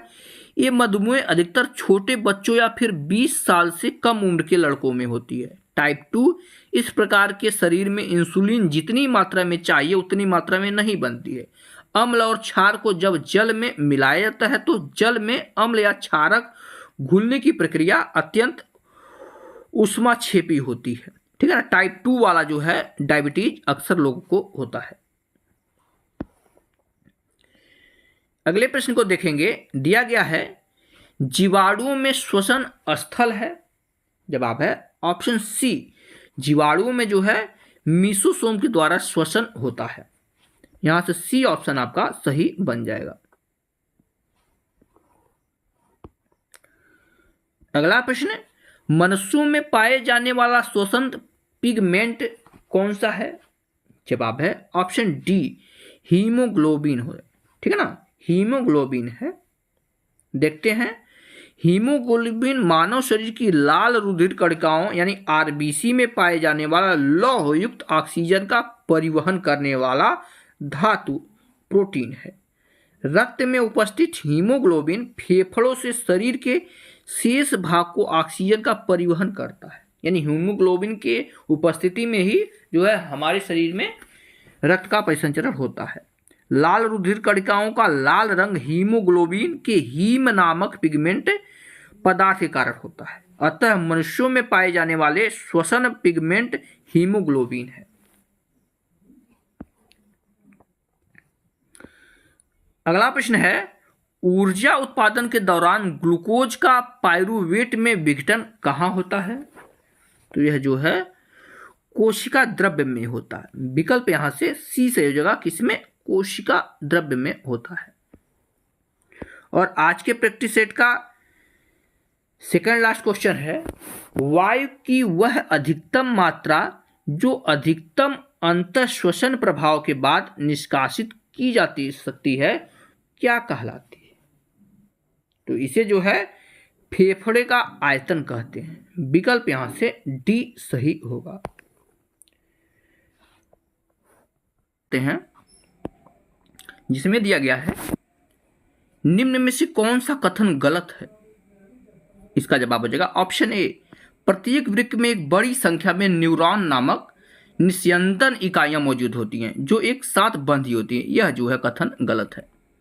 बाकी सारी के सारे कथन सही हैं, जबकि इसमें इंपॉर्टेंट दो चीजें हैं, इसे दोनों को देख लीजिए। जैसे सामान्यतः एक स्वस्थ वयस्क के वृक्कों में आरंभिक निस्पंदन लगभग 180 लीटर प्रतिदिन होता है। बिल्कुल सही है। वृक्क उदर में रीढ़ की हड्डी के दोनों तरफ एक एक स्थित होती है। ये भी आपका जो है सही है। अगला प्रश्न है, मानव शरीर का इनमें से कौन सा भाग शल्य की उपकला से अस्थिरित नहीं होती है? जवाब हो जाएगा आपका ऑप्शन सी, यह जो है वृक्क नलिकाएं होती हैं। विकल्प यहां से आपका सी सही हो जाएगा, वृक्क नलिकाएं। अगला प्रश्न है कृत्रिम विकृत यानी जो आर्टिफिशियल किडनी की बात कर रहे हैं, किसके द्वारा रक्त से यूरिया को किस प्रकार निकाला जाता है? जो आर्टिफिशियल जो है किडनी लगाई जाती है, इससे यूरिया को किस प्रकार से निकाला जाता है?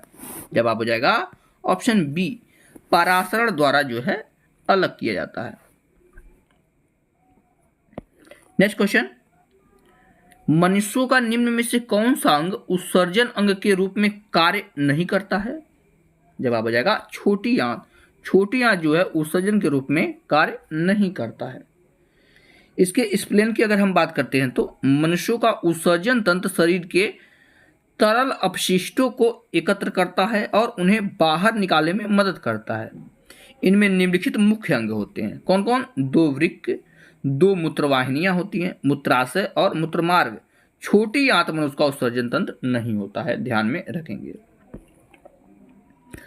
अगले प्रश्न में दिया गया है आपका, क्या विकाणु की लंबी नलिकाकार संरचना का कोई लाभ है? जवाब हो जाएगा ऑप्शन सी, इसके कई लाभ हैं। जैसे लंबी नलिका प्रारंभिक निस्पंदन से अतिरिक्त जल के पुनः अवशोषण हेतु समय तथा स्थान प्रदान करती है। यह विकल्प आपका सही हो जाएगा। अगले प्रश्न पे आते हैं। इसमें दिया गया है मानवों में उत्सर्जन तंत्र के सही अनुक्रमिक क्रम की पहचान कीजिए। जवाब हो जाएगा आपका वृक्क है, उसके बाद मूत्रवाहिनी है, फिर मूत्राशय, उसके बाद मूत्रमार्ग, जैसा कि पिछले क्वेश्चन में आप लोग देख चुके हैं। विकल्प यहां से आपका ए सही होगा। नेक्स्ट क्वेश्चन है, कृत्रिम किडनी के उपयोग से नाइट्रोजन युक्त अपशिष्ट को हटाने की प्रक्रिया क्या कहलाती है? जवाब हो जाएगा, इसे जो है हीमोडायलिसिस कहा जाता है। डायलिसिस आप लोग बार बार देखते हैं, जिसकी किडनी खराब रहती है उसका जो है बार बार डायलिसिस करवाना पड़ता है, यही वह प्रक्रिया है। देखते हैं, कृत्रिम किडनी के उपयोग से नाइट्रोजन युक्त अपशिष्ट हटाने की प्रक्रिया हीमोडायलिसिस कहलाती है। यूरिया व अन्य अपशिष्ट पदार्थ पोटेशियम और फास्फेट डायलिसिस समाधान में वितरित हो जाते हैं। रक्त अम्लता को ठीक करने के लिए सोडियम बाइकार्बोनेट को प्लाज्मा की तुलना में अधिक सांद्रता में मिलाया जाता है। अगला प्रश्न है, निम्नलिखित में से कौन सा मानव उत्सर्जन प्रणाली का गठन करता है? तो मानव उत्सर्जन प्रणाली की अगर बात करते हैं तो इसमें एक जोड़ी वृक्क, एक जोड़ी मूलवाहिनी और एक मूत्राशय और एक मूत्रमार्ग काम करता है। विकल्प यहां से आपका ये सही होगा। अगला प्रश्न है, शरीर के इनमें से किस अंग में उपास्थि ऊतक मौजूद नहीं होते हैं? जवाब हो जाएगा ऑप्शन डी, वृक्क में जो है उपास्थि ऊतक मौजूद नहीं होते हैं। अगला प्रश्न देखिए, यहां पर दिया गया मानव उत्सर्जन तंत्र का चित्र दिया गया है, ठीक है ना। उत्सर्जन तंत्र का यहां पर चित्र दिया गया है, उस विकल्प का चयन करें जो इसके ए और बी द्वारा नामांकित भागों को कार्य के रूप में निरूपित करता है। यानी मूत्रमार्ग यहां पर दिया गया है, इसमें पूछा गया ए क्या कहलाता है और बी क्या कहलाता है। तो यहां से देखेंगे ऑप्शन सी, यहां पर एक छोटा करते हैं ताकि दोनों एक साथ दिखाई दे। हाँ देखिए, जो आपका ए है यह यहां पर मूत्र का निर्माण होता है, और दूसरा जो है मूत्र को संग्रह करने के लिए जो ले जाया जाता है वह आपका यहां से होता है। विकल्प यहां बी आपका सही हो जाएगा। तो इस तरह से आपका ऑप्शन सी सही होगा, यहां से सी ऑप्शन आपका सही हो जाएगा। अगले प्रश्न को देखते हैं, अब बड़ा कर लेते हैं क्वेश्चन को। इसमें दिया गया है मनुष्यों में यूरिया चक्र निम्नलिखित में से किस अंग का में होता है? यह आपका आरआरबी ग्रुप डी 2022 में प्रश्न पूछा गया। जवाब हो जाएगा आपका ऑप्शन बी, यकृत, ठीक है ना। यूरिया चक्र जो है यकृत में होता है। देखते हैं इसके स्प्लेन को, इंपॉर्टेंट है। देखिए स्प्लेन जो है जो इंपॉर्टेंट होता है उसी को देखते हैं, बाकी समय नहीं गवाएंगे। दिया गया है मनुष्यों में यूरिया चक्र यकृत में होता है। यूरिया चक्र का या अनार्थिक चक्र यकृत कोशिकाओं में माइटोकांड्रिया में अतिरिक्त अमोनिया को यूरिया में परिवर्तित कर, जो भी हमारे शरीर में जो है अमोनिया का निर्माण का होता है उसे यूरिया में बदल देता है। यूरिया फिर रक्त प्रवाह में प्रवेश करता है और गुर्दे द्वारा फिल्टर किया जाता है और अंततः मूत्र के द्वारा जो है यह उत्सर्जित हो जाता है। अगला प्रश्न है बोमेन संपुट, ध्यान रखिएगा, बोमेन संपुट मानव शरीर में कहां स्थित होता है? इसका जवाब हो जाएगा विकल्प बी, वो है आपके वृक्क में अवस्थित होता है। विकल्प यहां से बी सही होगा। अगला प्रश्न है मूत्र में पानी की मात्रा कितनी होती है? इसका जवाब हो जाएगा आपका ऑप्शन नंबर ए, मूत्र में जो है 95% पानी होता है। और इसमें क्या क्या मात्राएं होती है ये भी पूछा जाता है, तो इसके लिए इसके जो है एक्सप्लेन को देखेंगे। मानव मूत्र में सामान्यतः पानी की मात्रा लगभग 95% होती है। इसमें यूरिया दूसरे नंबर पे आता है, 2.6% जो है यूरिया होता है। लवण की बात करते हैं तो 2% होता है और यूरिक अम्ल की बात करते हैं तो 0.3% पाया जाता है। सामान्यतः मनुष्य एक दिन में 1.5 लीटर मूत्र उत्सर्जित करता है। ये भी प्रश्न कई बार आरआरबी ग्रुप डी के पेपर में पूछा गया है, तो इस चीज को ध्यान में रखेंगे। अगला प्रश्न है शरीर में उत्पन्न होने वाले किस नाइट्रोजनी अपशिष्ट का उत्सर्जन मानव वृक्क द्वारा किया जाता है? जवाब है ऑप्शन ए, यूरिया और यूरिक अम्ल का जो है उत्सर्जन वृक्क द्वारा किया जाता है और ये मूत्र के द्वारा बाहर आ जाता है। आगे देखते हैं निम्न में से कौन सा वृक्क नलिकाओं के अस्तर और लार ग्रंथियों की वाहिनियों का निर्माण करता है? जवाब हो जाएगा आपका ऑप्शन सी, घनाभकार उपकला करता है। विकल्प यहां से सी सही हो जाएगा। यही घनाभकार उपकला की बात करते हैं तो वृक्क नलिकाओं में अस्तर और लार ग्रंथियों की वाहिनियों का निर्माण ये करता है। ऑप्शन में सल्की उपकला दिया गया है, तो यह जो है रक्त वाहिनियों, अन्न प्रणाली और फेफड़ों की वायु थैली की दीवारों में पाया जाता है। और स्तंभाकार जो है उपकला की बात करते हैं तो पेट और आंत की परत में पाई जाती हैं। अगला प्रश्न है सामान्यतः एक वयस्क स्वस्थ वयस्क में वृक्कों में आरंभिक निस्पंदन लगभग कितना प्रतिदिन होता है? जवाब आ जाएगा ऑप्शन डी, लगभग जो है 180 लीटर प्रतिदिन होता है।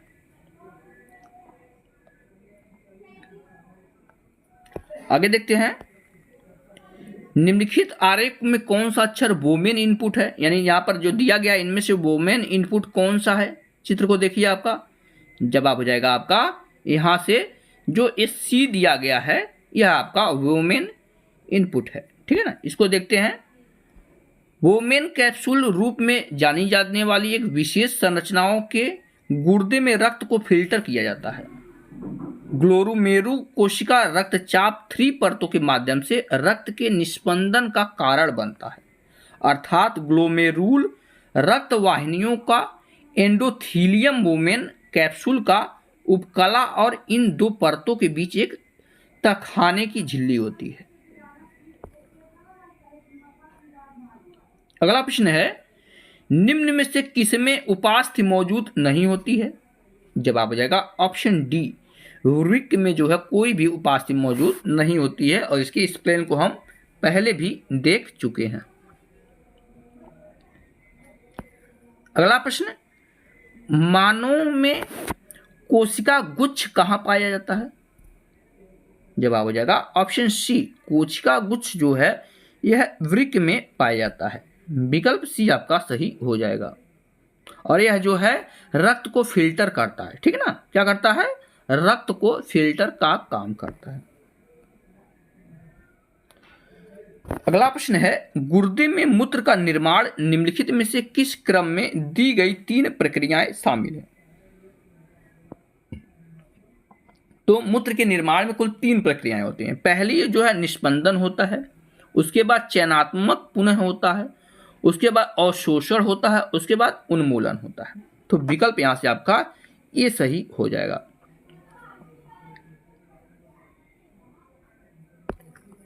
अगला प्रश्न है देखिएगा इस आकृति को देखना है, ये जो पिक्चर बना है इसको देखना है। उसके बाद दिया है आकृति मानव के वृक्काणु को दर्शाती है। कौन सा भाग संग्रह नलिका है? तीन में से जो है ए बी सी डी में कौन सा है जो संग्रह नलिका है?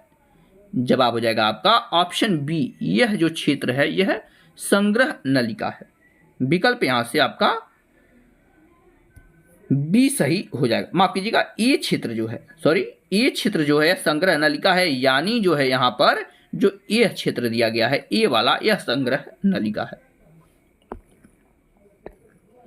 अगला प्रश्न देखते हैं। इसमें दिया गया है मानव वृक्क में विक्राणु के नलिका नुमा भाग द्वारा आरंभिक निस्यंद से इनमें से किन पदार्थों का चयनात्मक पुनः अवशोषण कर लिया जाता है? जवाब हो जाएगा इसमें जो है ग्लूकोज में कर लिया जाता है, फिर जल में, लवण में और अमीनो अम्ल में जो है अवशोषण कर लिया जाता है। विकल्प सी सही हो जाएगा। अगले प्रश्न को देखते हैं।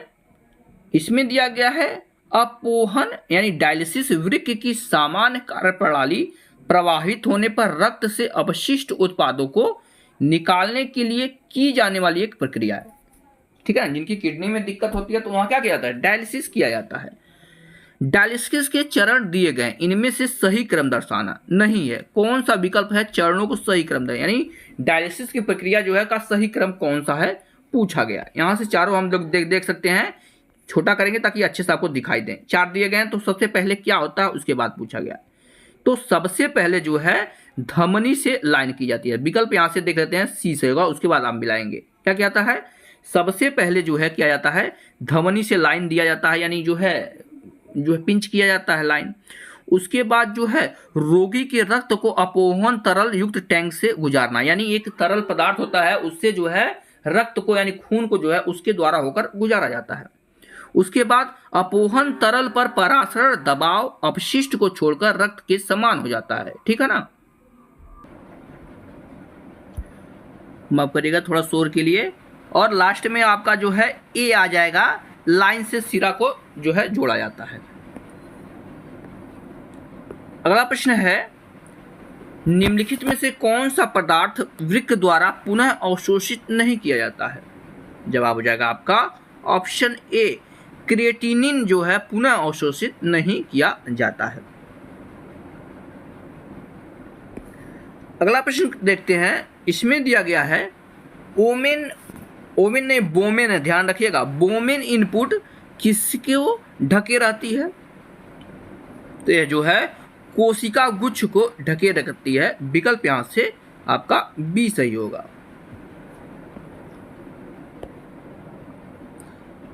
आते हैं अगले प्रश्न की तरफ। इसमें दिया गया है निम्नलिखित में से मानव शरीर में मूत्र निर्माण की प्रक्रिया का सही क्रम क्या है? यह प्रश्न पहले भी आ चुका है, तो इसका विकल्प आपका ए सही हो जाएगा। निस्पंदन, पुनः अवशोषण और स्राव, तीन प्रक्रियाएं होती हैं। आगे देखते हैं, एक वयस्क मानव मूत्र में क्या होते हैं? जवाब हो जाएगा उसमें 95% जल होता है, 2.5% यूरिया होता है, 2.5% अन्य अपशिष्ट उत्पाद होते हैं। विकल्प सी यहां से सही हो जाएगा। आगे देखते हैं। इसमें दिया गया है निम्नलिखित में से कौन सा मानव उत्सर्जन तंत्र का एक अंग नहीं है? जवाब हो जाएगा श्वास नलिका जो है यह उत्सर्जन अंग नहीं है। ऑप्शन सी सही हो जाएगा। अगला प्रश्न देखते हैं। इसमें दिया गया है पादपों में स्तनधारियों की भांति वृक्क जैसे सुपरिभाषित उत्सर्जन तंत्र मौजूद क्यों नहीं होते हैं? जवाब हो जाएगा आपका ऑप्शन बी है, पादपों में जो है उत्सर्जन तंत्र मौजूद नहीं होते हैं क्योंकि वे अपने कायिक अंगों के माध्यम से उत्सर्जन करते हैं। विकल्प यहां से आपका बी सही हो जाएगा। नेक्स्ट क्वेश्चन है, एक सामान्य वयस्क मनुष्य प्रतिदिन कितने ml मूत्र उत्पन्न करता है? देखिए मिलीलीटर में दिया गया है, 1 से 1.5 लीटर आप लोग जानते ही हैं, लेकिन अगर मिलीलीटर की बात करते हैं तो हो जाएगा 1000 से लेकर 2000 मिलीलीटर होता है, यानी 1 से 2 लीटर। अगला प्रश्न है, प्रत्येक वृक्क में बड़ी संख्या में निस्पंदन इकाइयां होती हैं, उन्हें क्या कहा जाता है? जवाब है, उन्हें जो है वृक्काणु कहा जाता है। विकल्प यहां से सी सही हो जाए। क्या कहा जाता है? वृक्काणु। नेक्स्ट क्वेश्चन, डायलाइजर नामक मशीन जिसका उपयोग रोगी के रक्त को साफ करने के लिए किया जाता है, उसे कृत्रिम रूप भी कहा जाता है। यानी कृत्रिम क्या कहा जाता है? जवाब हो जाएगा, इसे जो है कृत्रिम गुर्दा कहा जाता है। डायलाइजर को जो है कृत्रिम गुर्दा कहा जाता है। देखते हैं, डायलाइजर मशीन का उपयोग डायलिसिस के रोगी के रक्त को शुद्ध करने हेतु किया जाता है। इसे कृत्रिम गुर्दा यानी आर्टिफिशियल किडनी भी कहा जाता है। यह मशीन हीमोडायलिसिस मशीन के मध्य रहकर रक्त का शुद्धिकरण करती है। हीमोडायलिसिस मशीन रक्त के सामान्य पीएच मान भी बहाल करता है। अगला प्रश्न है, किडनी खराब होने का इलाज समय समय पर किडनी मशीन से किया जाता है। इस प्रक्रिया के रूप में क्या जानता है? यानी इसको क्या कहा जाता है? यह आरआरबी एनटीपीसी 2021 में पूछा गया था। जवाब हो जाएगा, इसे जो है हीमोडायलिसिस कहा जाता है। हीमोडायलिसिस। नेक्स्ट क्वेश्चन है, निम्नलिखित में से कौन सा मानव उत्सर्जन तंत्र का हिस्सा नहीं है? यह भी क्वेश्चन कई बार पूछा गया है। जवाब हो जाता है ऑप्शन डी, श्वसनिका जो है उत्सर्जन तंत्र का हिस्सा नहीं होती है। आगे देखते हैं, इस प्रश्न में दिया गया है, मानवों में वृक्क में क्या घुलनशील नाइट्रोजन यौगिक के रूप में उत्सर्जित उत्पादों को हटाया जाता है? जवाब हो जाएगा आपका नेफ्रॉन को हटाया जाता है। विकल्प यहां से आपका सी सही होगा। यही नेफ्रॉन के बारे में जान लेते हैं। नेफ्रॉन किडनी की सूक्ष्म संरचनात्मक और कार्यात्मक इकाई है। यह एक रीनल कार्पोटल और एक रीनल ट्यूबनल से बना होता है। किडनी का वजन लगभग 140 ग्राम होता है। मानव में प्रमुख उत्सर्जी अंग क्या क्या होते हैं? वृक्क होता है, त्वचा होता है, यकृत होता है और फेफड़ा होता है। उत्सर्जन का अर्थ नाइट्रोजनी पदार्थ जैसे यूरिया, अमोनिया, यूरिक अम्ल आदि का निष्कासन है, यानी शरीर से बाहर निकालना। स्वस्थ वयस्क में प्रत्येक वृक्क में 1 से 1.5 लीटर मिलियन नेफ्रॉन होते हैं। माफ कीजिएगा, 1 से 1.5 मिलियन नेफ्रॉन होते हैं, जिसके द्वारा घुलनशील नाइट्रोजन यौगिक के रूप में उत्सर्जित उत्पादों को हटाया जाता है तथा रुधिर में आवश्यक पोषक तत्वों को बनाए रखा जाता है। आगे देखते हैं, वृक्क का प्रमुख कार्य रक्त को प्लाज्मा को छानकर शुद्ध करना है और माइटोकॉन्ड्रिया को कोशिका का पावर हाउस कहा जाता है। यह भी कई बार पूछा गया है। आगे देखते हैं, निम्नलिखित में से कौन हृदय से गुर्दे तक रक्त पहुंचाता है? जवाब हो जाएगा गुर्दे की धमनी। गुर्दे की धमनी जो होती है यह हृदय से गुर्दे तक जो है रक्त का प्रवाह करता है। अगला प्रश्न है, गुर्दे न केवल उत्सर्जन अंग होते हैं जबकि इनके कार्य को पूरकता प्रदान करते हैं। जवाब हो जाएगा ऑप्शन ए, लीवर के कार्य को जो है पूरकता प्रदान करते हैं। विकल्प यहां से ए सही हो जाएगा।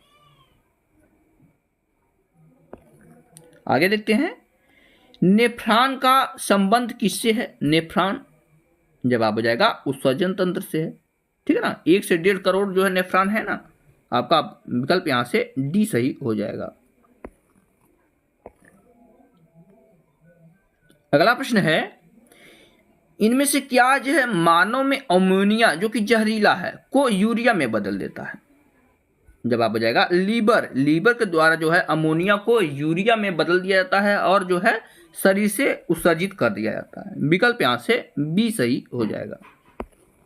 देखते हैं, यूरिया का स्वाभाविक रूप से निर्माण प्रोटीन के टूटने की प्रक्रिया के दौरान होता है।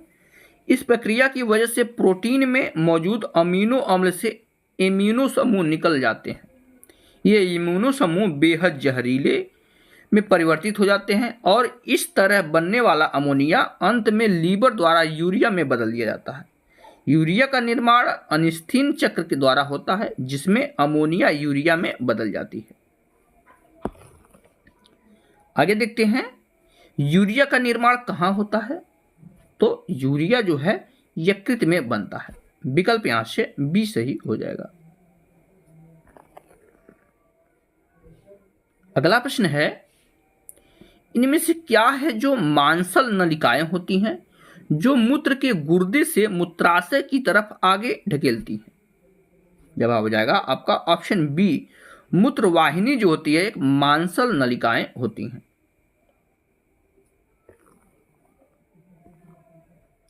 अगला प्रश्न है किसका प्राथमिक कार्य मूत्र के उत्पादन से खून से अपशिष्ट पदार्थ का उन्मूलन करना है। जवाब हो जाएगा यह कार्य जो है आपके वृक्क का होता है। विकल्प यहां से आपका ए सही हो जाएगा। और यहीं वृक्क की बात करते हैं तो यह लगभग 10 लाख सूक्ष्म नलिकाओं से बनी होती है।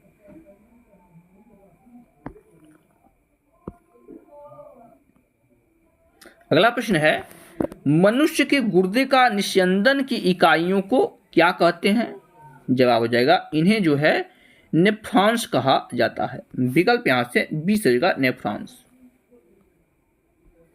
अगला प्रश्न किडनी की संरचनात्मक इकाई क्या होती है। जवाब हो जाएगा आपका नेफ्रॉन होती है किडनी की संरचनात्मक इकाई।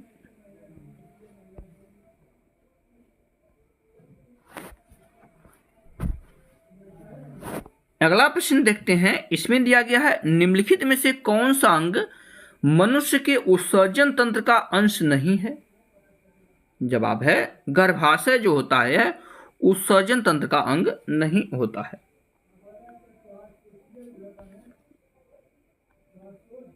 अगला प्रश्न है निम्नलिखित में से कौन सा यौगिक गुर्दे की पथरी का निर्माण करने वाले सर्वाधिक सामान्य यौगिक हैं। तो जो है यह आपकी कैल्शियम ऑक्जेलेट होते हैं। गुर्दे की जो पथरी होती है वह कैल्शियम ऑक्जेलेट की बनी होती है। यह प्रश्न जो है बहुत बार एग्जाम में पूछा गया है। नेक्स्ट क्वेश्चन है शरीर का कौन सा अंग खून के शुद्धिकरण से संबंधित है। जवाब हो जाएगा गुर्दे के द्वारा जो है खून का शुद्धिकरण किया जाता है।